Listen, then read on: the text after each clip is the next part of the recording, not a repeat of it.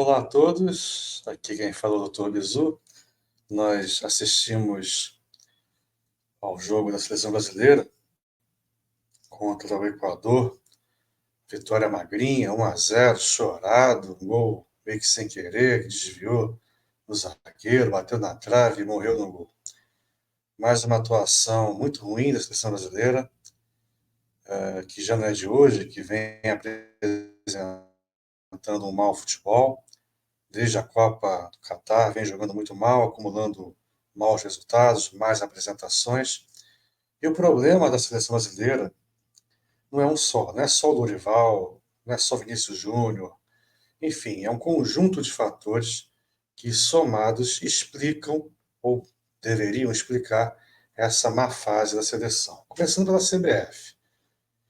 A CBF sempre foi que foi, né? Nunca foi um primor de organização, de transparência, enfim. Apesar disso, a gente resolvia as quatro linhas, enfim, dava para levar. Só que agora me parece que a má administração, a instabilidade política, a zona que é a CBF vem respingando dentro de campo. O Edinaldo não, não conheço, não sei quem é, se passa na minha frente agora aqui, não vou saber quem é, não vou reconhecê-lo, mas me parece um cara despreparado, um cara que não tem convicção do que realmente quer, não sabe para onde quer levar a seleção brasileira, blefou com o Ancelotti, foi um blefe daqueles bem, né, bem complicados.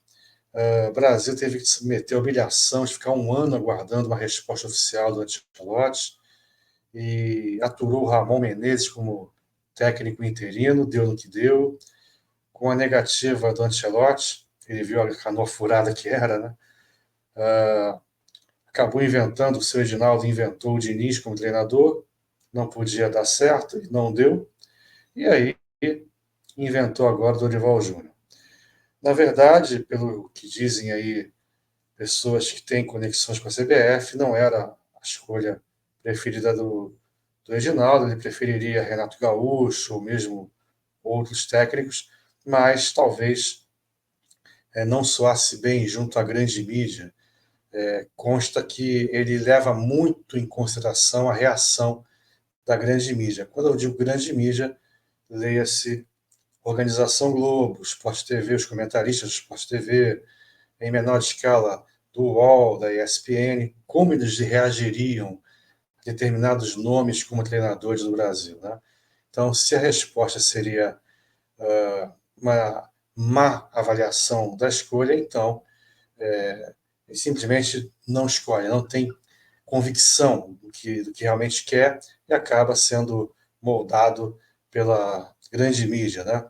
Isso é o que dizem, não sei se é verdade, mas a cada dia que passa me parece ser realmente o que acontece. Então nós temos o Dorival, que com todo respeito é um grande treinador aqui no Brasil, mas não tem ainda tamanho para ser treinador da seleção brasileira. Está ali como tampão, como mais um improvisado, até que um nome de peso finalmente venha a acertar. O problema é que a Copa vai se aproximando, os problemas vão se acumulando e cada vez há menos tempo para que esse tal treinador de peso, caso surja, venha a trabalhar e ter condições de realizar um trabalho digno para uma seleção. Abrindo um parêntese aqui agora, eu sempre disse que o principal problema da história da seleção brasileira, talvez do futebol brasileiro, tenha sido a ausência de bons treinadores. O Brasil nunca teve treinadores à altura de seus jogadores, por exemplo. Haja vista que a cada janela de transferência, o Brasil exporta dezenas de jogadores, porém não exporta treinadores, né? Você conta nos dedos de uma mão quantos treinadores brasileiros treinaram equipes de ponta do futebol europeu. Você vai lembrar do Luxemburgo, do Real Madrid em 99, vai lembrar o Filipão no Chelsea, talvez mais nenhum. Enfim, então você não não vê o mercado reconhecendo o valor do treinador brasileiro como ele sempre reconheceu o valor do jogador brasileiro. E o próprio futebol brasileiro, nos últimos anos, também finalmente deu o braço a torcer, parando de fazer a velha dança das cadeiras, aquele rodízio. Ao seu Surrote sai do Internacional, vai para o Vasco. Aí o Abel Braga vai para o Fluminense. Aí o Mano Menezes vai para o Corinthians. Aí o Luxemburgo vai para o Palmeiras. Aí não sei quem vai para o Cruzeiro. Adilson Batista vai para o Cruzeiro. Aí não sei quem lá vai para o Botafogo. Aquela panelinha de sempre, aqueles nomes de sempre, fazendo a dança das cadeiras, né? O mesmo treinador treinando um determinado clube 3, 4, 5 vezes ao longo da carreira. Isso é um absurdo, né? Enfim. Então, os próprios dirigentes do futebol brasileiro perceberam que não daria mais para continuar com essa roda girando com os mesmos nomes e acabaram arriscando trazer treinadores de fora. O Flamengo teve uma experiência muito bem sucedida com o Jorge Jesus, o Palmeiras com o Abel Ferreira, o Botafogo até certo ponto com o Luiz Castro, e agora, até o momento que eu gravo esse vídeo, com o Arthur Jorge.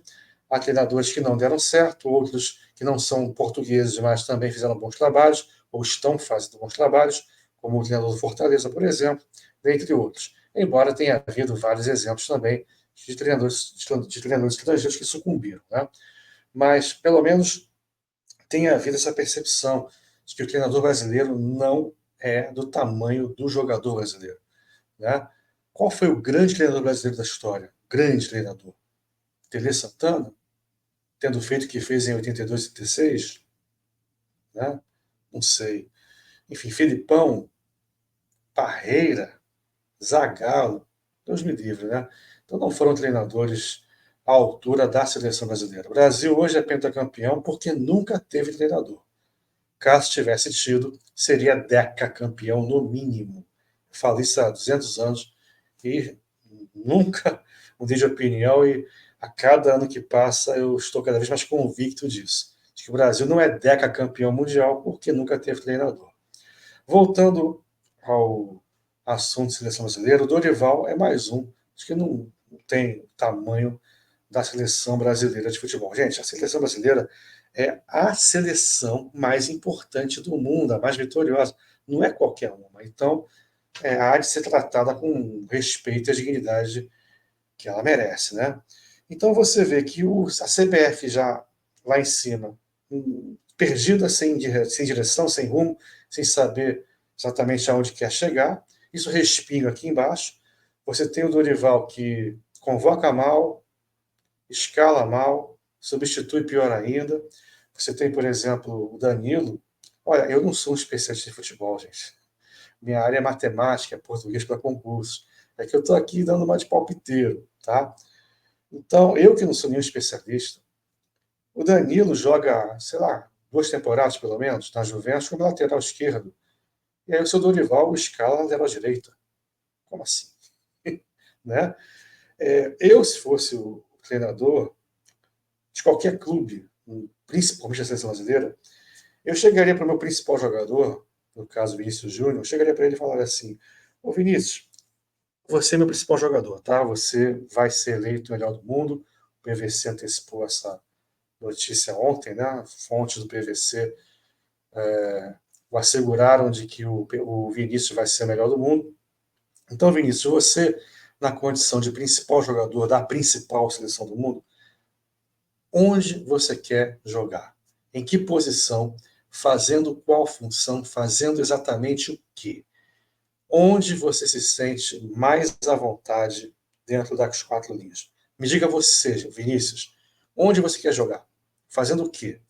Ah, eu quero jogar, professor, aqui, aqui, aqui, fazendo assim, assim, assado. Beleza, então vamos começar o time a partir de você, tá? Beleza. Você joga com o Rodrigo no Real Madrid, então vamos aproveitar o entrosamento que você tem com o Rodrigo. Rodrigo, onde você joga no Real Madrid? Aqui. Então, o Vinícius joga no Real Madrid desse jeito, você desse jeito, vocês vão jogar juntos da mesma forma na seleção, aproveitando-se o entrosamento entre os dois. Não vou inventar moda, o Rodrigo não vai ser centroavante, o Rodrigo vai jogar da mesma forma que joga com o Vinícius no Real Madrid. Até por isso que eu os convoquei, né? Por serem grandes jogadores e por atuarem juntos todo dia em todos os jogos do Real, que não é pouca coisa, né? É o Real Madrid, o principal clube de todos os tempos. Então, começa por aí. Aí você vê o Dorival que convoca o Pedro, que infelizmente se machucou gravemente, uma pena, uma lástima. Aí tem o Henrique, que estranhamente não entra no jogo, e ele convoca o João Pedro na emergência para substituir o Pedro. Então você tem dois centroavantes no elenco e não coloca nenhum dos dois para jogar.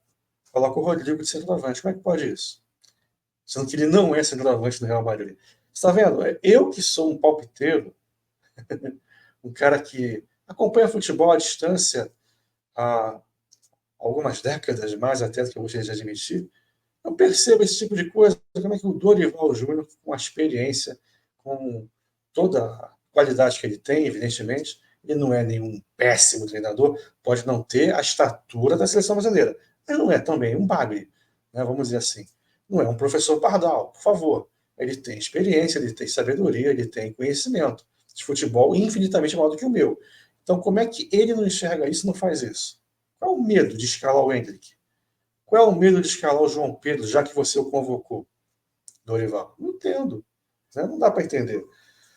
Enfim, dentre outras posições também, escalações e substituições também questionáveis, né? Se a gente fosse falar sobre elas, levaria muito tempo. Então você tem aqui a seleção brasileira mal convocada, mal escalada e mal substituída.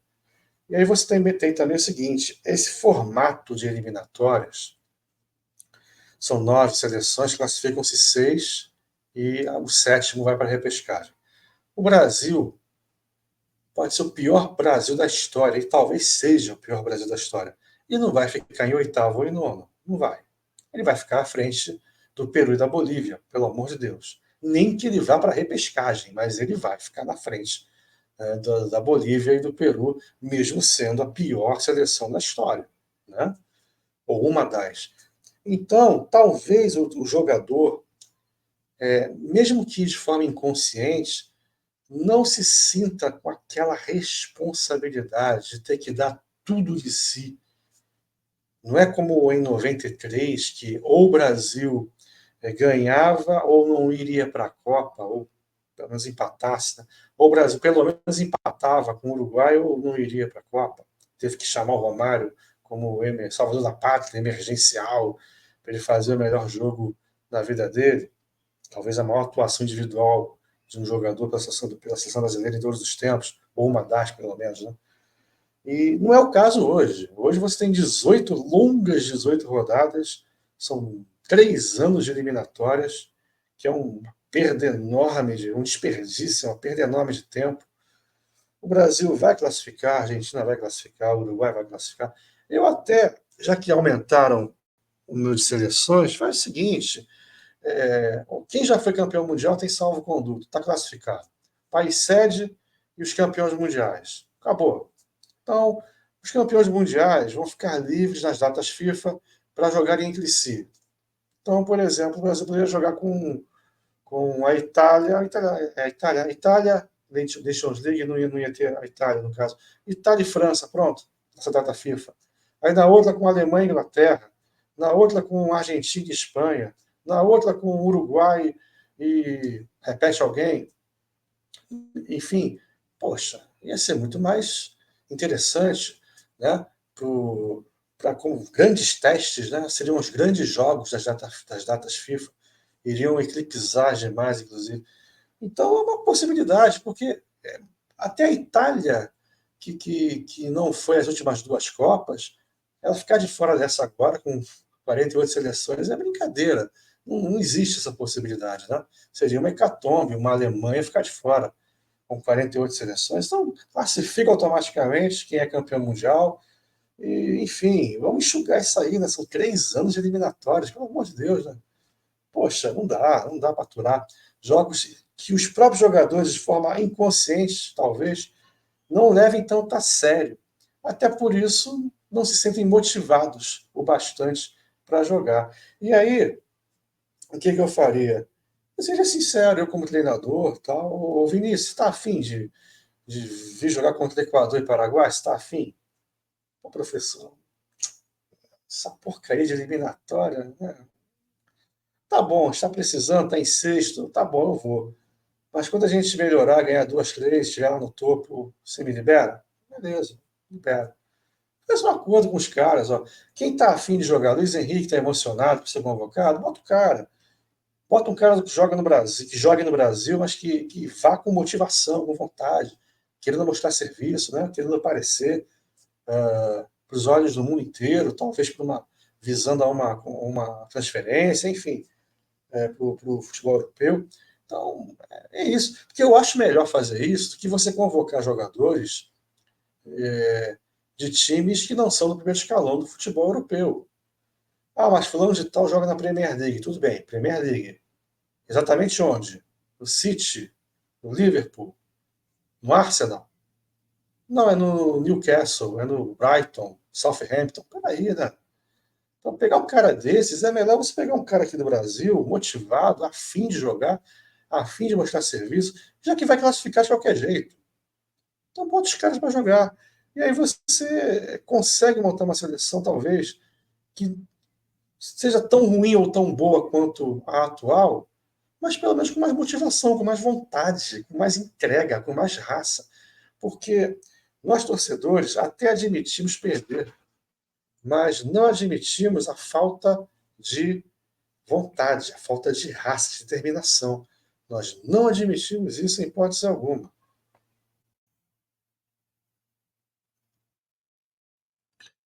Maravilha. Então, essa safra ela não é necessariamente ruim. Claro que nós não temos super craques como sempre tivemos, né? Nós somos mal acostumados, evidentemente. Nós sempre tivemos dois ou três, né, super craques na seleção brasileira que desequilibravam. Hoje nós não temos nenhum. Deveria termos pelo menos um, que é o Vinícius Júnior, mas sabe-se lá por que ele não está rendendo a seleção brasileira, o que não é algo novo. O Ronaldinho Gaúcho também poucas vezes realizou grandes jogos com a camisa 10 da seleção brasileira, poucas vezes. Ele não brilhava na seleção como sempre brilhou no Barcelona. O próprio Rivaldo também, por um bom tempo, tinha atuações bem questionáveis na seleção brasileira, embora brilhasse no Barcelona. Depois ele até fez uma Copa do Mundo maravilhosa em 2002, mas ele alternava maus jogos com a seleção brasileira. Dentre vários outros que a gente pode citar que com a camisa do Brasil desapareciam. Né? E alguns outros, ao contrário, com a camisa da seleção jogavam melhor do que nos clubes. Interessante, né? Não sentiam tanta pressão. Mas a geração brasileira atual, ela não é de todo uma lástima. Não é a melhor, evidentemente, não é exuberante, mas também não é porcaria total. Mas a boa notícia e a esperança que essa safra tem de até ser campeã mundial lá nos Estados Unidos, Canadá e México em 2026 é que a fase do futebol mundial também não é lá essas coisas. Saiu a lista dos 30 melhores jogadores do mundo, né, segundo a France Football, que vão concorrer à Bola de Ouro. Dá uma olhadinha nessa lista e me diga qual ou quais super craques você identifica nela. Jogadores assim que provavelmente estarão na história dos grandes craques de todos os tempos, que comporão listas dos 10 melhores de todos os tempos. Você até outro dia tinha dois, o Cristiano e o Messi. Agora, dá uma olhadinha na lista. Qual dos 30 você diz esse é um super craque? De primeira grandeza, assim, de primeira ou segunda prateleira de todos os tempos? Você não tem. Ah, o Vinícius, todo respeito, ainda não. Tomara que venha a ser. Ainda não. Quem? Bellingham.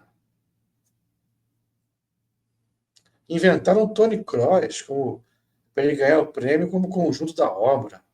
Né? Poxa, estão apelando para o Tony Kroos porque não há outro jovem jogador que você aponte o dele e diga: esse cara vai ser primeira prateleira de todos os tempos. Talvez surja algum, mas hoje você não vê. A França, toda poderosa, perdeu para a Itália agora essa semana de virada no Parque dos Príncipes. A Itália, que fez uma péssima Euro, virou o jogo 3-1. A Itália jogando em casa. Fez um gol com 13 segundos e tomou virada. Você tem uma ideia. A Inglaterra, com os nomes que tem, com o peso que tem a Premier League, não consegue chegar, não consegue ganhar nada. É sempre aquela vai, não vai, chega na hora H e pipoca, enfim. Não chega, não é campeão, não consegue. Vamos lá. A própria Argentina, sem o Messi, perde muito de sua qualidade. Eu vi a Argentina e Chile, foi 3-0, mas o placar meio mentiroso, o placar do segundo tempo. A Argentina com dificuldades também, meio que achou lá os gols, jogadas individuais, né, lampejos aí do Lautaro e tal. Mas não é aquela Argentina que a gente já viu. Nós já vimos grandes Argentinas que não conseguiram ser campeões.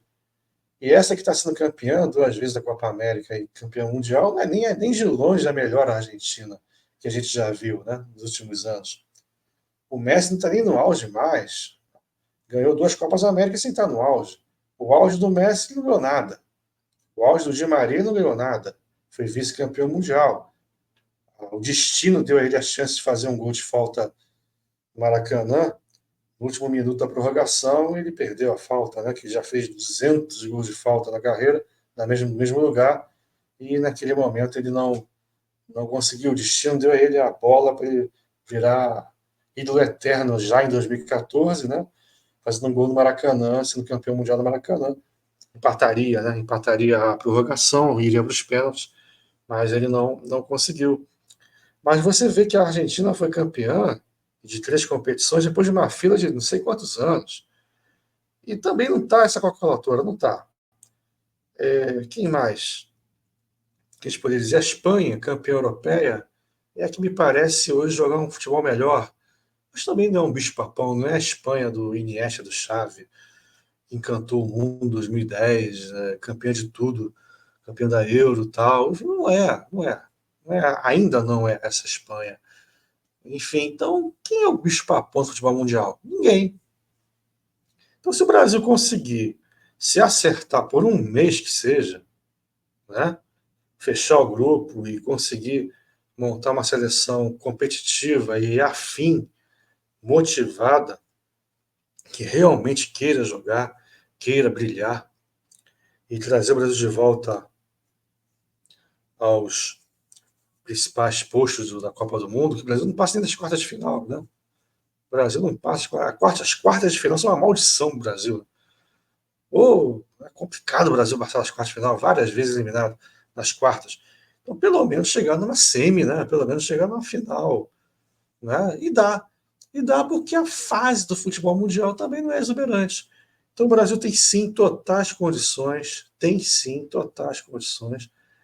de se ajeitar minimamente em um mês de competição de tiro curto, conseguir beliscar a Copa do Mundo. É o favorito absoluto? Talvez não. Talvez ainda seja a Argentina, talvez, a Espanha. Hoje eu diria Espanha e Argentina, mas sem convicção. Uma França, quem sabe, pode dar uma. Até a Inglaterra, quem sabe também, é muito incerto, porque está muito nivelado, e nivelado por baixo. Né? Você vê o Uruguai, que é uma geração muito boa, você tem aí o Darwin Núñez, o Valverde, De La Cruz, Rascaeta, os caras não gostam muito dele, mas é um bom jogador, sem dúvida nenhuma. Você vê a própria Colômbia, né, com uma geração também muito boa, mas não são bichos papões, não são, né? Você vai dizer que o Uruguai vai chegar lá como favorito à Copa do Mundo? Não vai, né? Não vai me dizer isso. Pode até chegar porque está nivelado por baixo, mas não é um favoritaço a ponto de colocar medo no Brasil, né? Para a Colômbia, vai chegar lá e vai surpreender? Tomara que surpreenda, mas, né? Não sei. Então, a minha esperança para o futebol brasileiro é que o mundo está mal. O mundo está mal, o futebol mundial está mal. E até acredito que a FIFA deva pensar em alterações, adaptações de regras para tornar o futebol mais atrativo, porque do jeito que está, o futebol tem caído vertiginosamente de qualidade, né? Ah, eu sou saudosista? Sou saudosista, mas também sou realista, né? Me vem aí meu xará incerto dizer que o futebol de hoje é muito melhor do que o de 10 anos atrás, de 20, 30 anos atrás. Pelo amor de Deus, né? Não dá, né? Não dá. Não dá você comparar, por exemplo, a seleção brasileira de 2002 com a de 2024, né? Não tem como você comparar. Você não tem como comparar a lista dos 30 melhores jogadores do mundo de 2010, por exemplo, com a de 2024. Não dá, não dá. Né? Não tem condição. Se você disser que o Manchester City de hoje é melhor que o Barcelona do tic-tac, pelo amor de Deus, né? Não dá. A gente tem, a gente não é idiota, né? Então não me venha, meu xará incerto, dizer que o futebol atual é o melhor de todos os tempos, né? Porque não é, não é, né? Ou não está, pelo menos, né? Não está. Está muito feio de ver jogos que deveriam empolgar, mas não empolgam. Agora, o que está melhor são os jogos do futebol brasileiro, isso até eu concordaria. O campeonato brasileiro está cada vez melhor, até por conta dos estrangeiros que vieram para cá, né?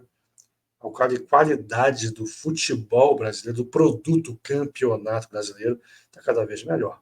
Isso não tenha dúvida com relação a isso. Até pela organização de alguns clubes que estão finalmente tomando vergonha na cara e tendo boas gestões, automaticamente vão conseguir montar melhores times e com treinadores estrangeiros, que a gente falou no começo, tendem a fazer trabalhos mais vistosos, né? Mas a seleção brasileira não está legal, e o futebol mundial de seleções, principalmente, também não está legal. Então essa é a minha esperança, que como o futebol mundial não está legal, o Brasil, pelo peso, pela camisa, pela tradição e pelos jogadores que tem, né, evidentemente, pode sim dar a volta por cima e ser campeão mundial já em 2026. É difícil, claro, como qualquer Copa, tiro curto, tem que ver se o time encaixa naquele mês, né? Às vezes você vê uma seleção que não vinha jogando tão bem, mas naquele mês encaixou de um jeito que pegou e foi. Talvez um chaveamento mais favorável, talvez muita sorte um pouquinho aí também, né? Não ter grandes contusões, grandes problemas com jogadores, isso tudo conta, né? Adaptação ao local, às sedes, né? Enfim, tudo isso conta. Mas eu estou confiante de que, apesar de estarmos vivendo a pior fase da seleção brasileira, ela pode perfeitamente ser campeã mundial. Forte abraço a todos e até o nosso próximo podcast, eu e eu mesmo.